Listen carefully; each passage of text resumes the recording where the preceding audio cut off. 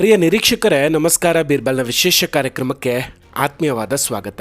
ವೀಕ್ಷಕರೇ, ಭಾರತದ ಅತ್ಯಂತ ಹಳೆಯ ರಾಜಕೀಯ ಪಕ್ಷ ಕಾಂಗ್ರೆಸ್ಗೆ ಇಂಥ ಸ್ಥಿತಿ ಬರುತ್ತೆ ಅಂತ ಯಾರೂ ಅಂದ್ಕೊಂಡಿರಲಿಲ್ಲ. ಇವತ್ತು ಪಕ್ಷದ ಪರಿಸ್ಥಿತಿ ಹೆಂಗಾಗಿದೆ ಅಂದರೆ, ಕಾಂಗ್ರೆಸ್ ಕಚೇರಿಯಲ್ಲಿರುವಂತಹ ವಸ್ತುಗಳನ್ನೆಲ್ಲ ಗಂಟು ಮೂಟೆ ಕಟ್ಕೊಂಡು ಕಚೇರಿಗೆ ಬೀಗ ಹಾಕಬೇಕು, ಆ ಸ್ಥಿತಿಗೆ ಇವತ್ತು ಪಕ್ಷ ಬಂದಿದೆ. ಸರ್ಕಾರದ ಆದೇಶಕ್ಕೆ ರಾಹುಲ್ ಗಾಂಧಿ ಅವರಿವತ್ತು ತಲೆ ಮೇಲೆ ಕೈ ಇಟ್ಕೊಂಡು ಕೂರೋ ಹಾಗಾಗಿದೆ. ಇನ್ನೆರಡು ದಿನದಲ್ಲಿ ಕಚೇರಿಗೆ ಬೀಗ ಬೀಳಲಿದೆ. At the same time Rahul ಗಾಂಧಿಯ ಅಸಲಿ ಮುಖದ ಅನಾವರಣ ಕೂಡ ಆಗಿದೆ. ಇದೆಲ್ಲದರ ಬಗ್ಗೆ ಡಿಟೇಲಾಗಿ ಮಾತಾಡ್ತಾ ಹೋಗ್ತೀನಿ. ವಿಡಿಯೋವನ್ನು ಕೊನೆವರೆಗೂ ಮಿಸ್ ಮಾಡದೆ ನೋಡಿ.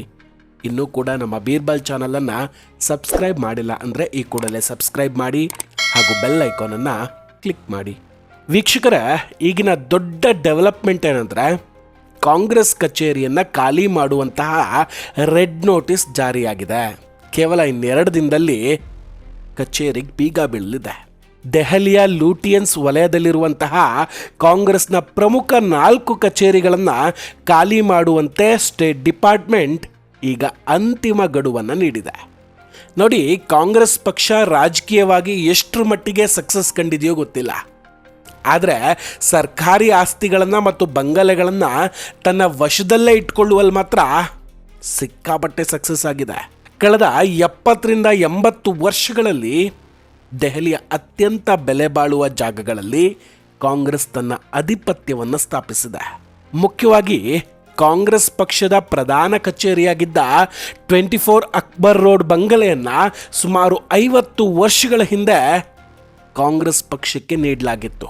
ಆದರೆ 2009ರಲ್ಲಿ UPA ಸರ್ಕಾರ ಇದ್ದಾಗ ಈ ಜಾಗ ಸಾಲ್ತಾ ಇಲ್ಲ ಅನ್ನೋ ಕಾರಣಕ್ಕೆ ಲೂಟಿಯನ್ಸ್ ವಲಯದ ಹೊರಗೆ ಒಂದು ಹೊಸ ಕಚೇರಿ ನಿರ್ಮಾಣಕ್ಕೆ ಬೇಡಿಕೆಯನ್ನು ಇಡಲಾಗುತ್ತೆ. ಆಗಿನ ಪ್ರಧಾನಮಂತ್ರಿಯಾಗಿದ್ದ ಮನಮೋಹನ್ ಸಿಂಗ್ ಅವರು ಇಂದಿರಾ ಭವನ ಅನ್ನೋ ಹೊಸ ಕಚೇರಿಗೆ ಶಂಕುಸ್ಥಾಪನೆ ಮಾಡ್ತಾರೆ. ಆಶ್ಚರ್ಯದ ವಿಷಯ ಏನಂದರೆ, ಈ ಒಂದು ಕಟ್ಟಡವನ್ನು ಪೂರ್ಣಗೊಳಿಸೋದಕ್ಕೆ ಕಾಂಗ್ರೆಸ್ ಪಕ್ಷ ಬರೋಬ್ಬರಿ 25 ವರ್ಷಗಳನ್ನು ತೆಗೆದುಕೊಂಡಿದೆ. ಜೊತೆಗೆ ಇದಕ್ಕೆ ಸುಮಾರು 250ರಿಂದ 300 ಕೋಟಿ ರೂಪಾಯಿಗಳನ್ನು ಖರ್ಚು ಮಾಡಿದೆ ಅಂತ ಹೇಳಲಾಗುತ್ತೆ. ಈಗ ಹೊಸ ಕಚೇರಿ ಸಿದ್ಧ ಆಗಿರೋದ್ರಿಂದ ನಿಯಮಗಳ ಪ್ರಕಾರ ಹಳೆಯ ಸರ್ಕಾರಿ ಕಟ್ಟಡಗಳನ್ನು ಬಿಟ್ಟುಕೊಡ್ಬೇಕು, ಇದು ಕಾನೂನು. ಆದರೆ ಕಾಂಗ್ರೆಸ್ ಪಕ್ಷಕ್ಕೆ ಮಾತ್ರ ಈ ಆಸ್ತಿಯ ಮೇಲೆ ಎಂತಹ ಮೋಹ ಇದೆ ಅಂದರೆ, ಅದನ್ನು ಬಿಡೋದಕ್ಕೆ ಈಗ ತಯಾರಿಲ್ಲ. ಈ ಕಚೇರಿಗಳು ಮಾತ್ರ ಅಲ್ಲದೆ ಪಕ್ಕದ 26ನೇ ಸಂಖ್ಯೆಯ ಸೇವಾದಳದ ಬಂಗಲೆ ಮತ್ತು ರೈಸೀನಾ ಮಾರ್ಗದಲ್ಲಿರುವಂತಹ ಯೂತ್ ಕಾಂಗ್ರೆಸ್ ಕಚೇರಿಯನ್ನು ಕೂಡ ಖಾಲಿ ಮಾಡುವಂತೆ ಈಗ ಸರ್ಕಾರ ಸೂಚಿಸಿದೆ. ಈ ಆಸ್ತಿಗಳನ್ನು ಮಾರ್ಚ್ 28ರ ಒಳಗೆ ಖಾಲಿ ಮಾಡಲೇಬೇಕು. ಇಲ್ಲದೆ ಹೋದರೆ ಕಾನೂನು ಕ್ರಮವನ್ನು ಅನಿವಾರ್ಯವಾಗಿ ತೆಗೆದುಕೊಳ್ಳಲಾಗುತ್ತೆ. ಸುಪ್ರೀಂ ಕೋರ್ಟ್ ಕೂಡ ಇಂತಹ ವಿಷಯದಲ್ಲಿ ಸ್ಪಷ್ಟವಾಗಿ ಹೇಳಿದೆ.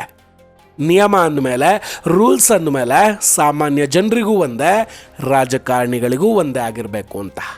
ರಾಹುಲ್ ಗಾಂಧಿಯವರ ಭಾಷಣಕ್ಕೂ ಅವರ ವೈಯಕ್ತಿಕ ಜೀವನಕ್ಕೂ ಎಷ್ಟೊಂದು ವ್ಯತ್ಯಾಸ ಇದೆ ನೋಡಿ ವೀಕ್ಷಕರೇ.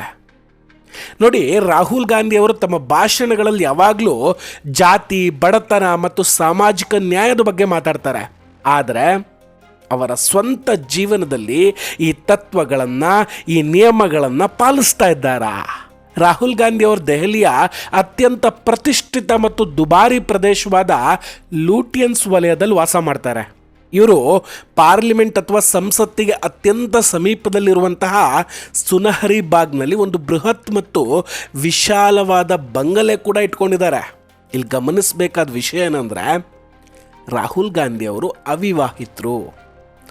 ಭಾರತೀಯ ಸಂಪ್ರದಾಯದ ಪ್ರಕಾರ ಅವಿವಾಹಿತ ಮಗ ವಯಸ್ಸಾದ ಅಥವಾ ಅನಾರೋಗ್ಯ ಪೀಡಿತ ತಾಯಿಯ ಜೊತೆಗಿರಬೇಕು, ಜೊತೆಗೆ ಅವರ ಸೇವೆಯನ್ನು ಮಾಡಬೇಕು.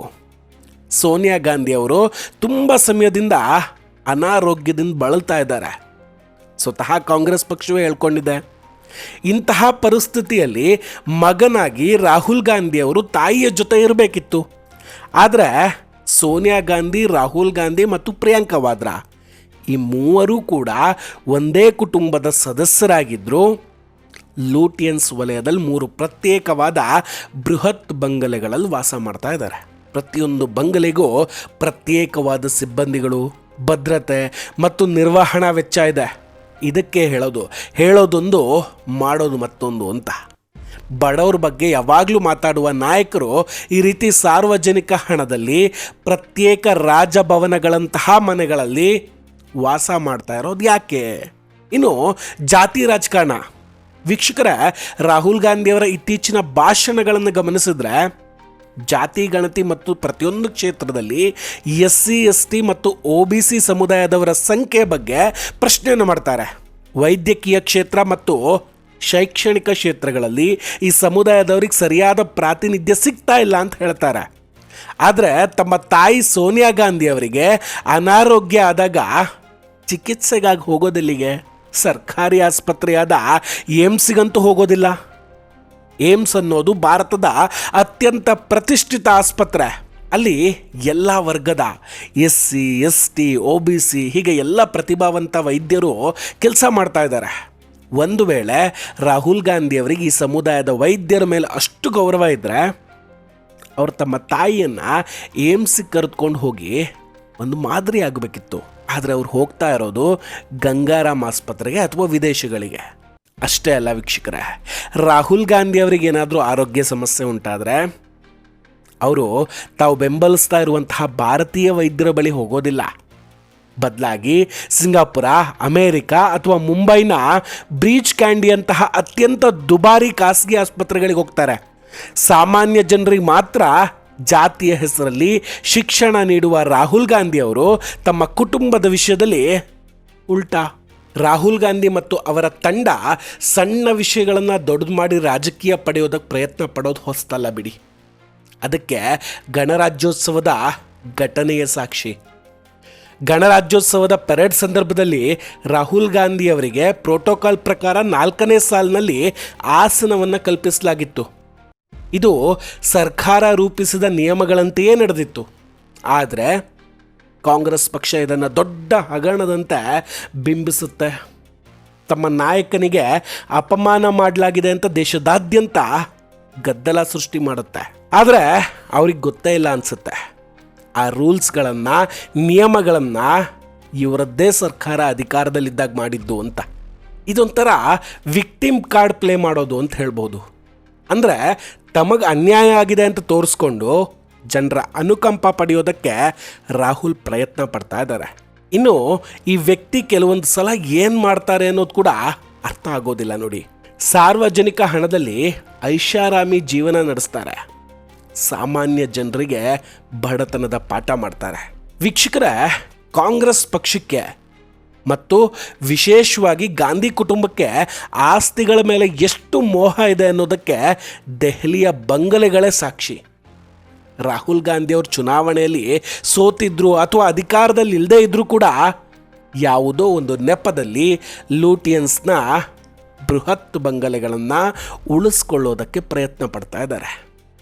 ನೆಹರು ಅವರು ವಾಸವಿದ್ದಂತಹ ತೀನ್ ಮೂರ್ತಿ ಭವನವನ್ನು ಕೇವಲ ತಮ್ಮ ಕುಟುಂಬದ ಸ್ಮಾರಕವನ್ನಾಗಿ ಮಾಡೋದಕ್ಕೆ ಪ್ರಯತ್ನ ಪಟ್ಟಿದ್ರು. ಆದರೆ ಈಗಿನ ಸರ್ಕಾರ ಅದನ್ನು ಎಲ್ಲ ಪ್ರಧಾನಮಂತ್ರಿಗಳ ಸಂಗ್ರಹಾಲಯವನ್ನಾಗಿ ಮಾಡಿದೆ. ಇದು ರಾಹುಲ್ ಮತ್ತು ಅವರ ಕುಟುಂಬಕ್ಕೆ ನುಂಗಲಾರದ ತುತ್ತಾಗಿದೆ. ಒಟ್ಟಿನಲ್ಲಿ ಈ ವ್ಯಕ್ತಿಯೇ ಒಂಥರ ವಿಚಿತ್ರ. ಹೇಳೋದೊಂದು, ಮಾಡೋದು ಮತ್ತೊಂದು. ಒಂದು ಕಡೆ ಜಾತಿ ಮತ್ತು ಬಡವರ ಪರವಾಗಿ ದೊಡ್ಡ ದೊಡ್ಡ ಮಾತುಗಳು, ಇನ್ನೊಂದು ಕಡೆ ಅತ್ಯಂತ ಐಷಾರಾಮಿ ಜೀವನ ಮತ್ತು ವಿದೇಶಿ ಚಿಕಿತ್ಸೆ, ಫಾರಿನ್ ಟ್ರಿಪ್ಪು. ಇದಕ್ಕೆ ನೀವೇನಂತೀರ ವೀಕ್ಷಕರೇ? ಇದೆಲ್ಲದರ ಬಗ್ಗೆ ನಿಮ್ಮ ಅಭಿಪ್ರಾಯ ಏನು? ದಯವಿಟ್ಟು ಕಮೆಂಟ್ ಮಾಡಿ ತಿಳಿಸಿ. ನಾವು ಕೊಟ್ಟಂತಹ ಮಾಹಿತಿಗಳು ನಿಮಗಿಷ್ಟ ಆಗಿದ್ದರೆ ವಿಡಿಯೋವನ್ನು ಲೈಕ್ ಮಾಡಿ ಹಾಗೂ ಶೇರ್ ಮಾಡಿ. ಇನ್ನೂ ಕೂಡ ನಮ್ಮ ಬೀರ್ಬಲ್ ಚಾನಲನ್ನು ಸಬ್ಸ್ಕ್ರೈಬ್ ಮಾಡಿಲ್ಲ ಅಂದರೆ ಈ ಕೂಡಲೇ ಸಬ್ಸ್ಕ್ರೈಬ್ ಮಾಡಿ ಹಾಗೂ ಬೆಲ್ ಐಕಾನನ್ನು ಕ್ಲಿಕ್ ಮಾಡಿ. ನಮಸ್ಕಾರ, ಟೇಕ್ ಕೇರ್ ಆ್ಯಂಡ್ ಬಾಯ್ ಬಾಯ್. ಮತ್ತೆ ಭೇಟಿಯಾಗೋಣ. ಜೈ ಹಿಂದ್.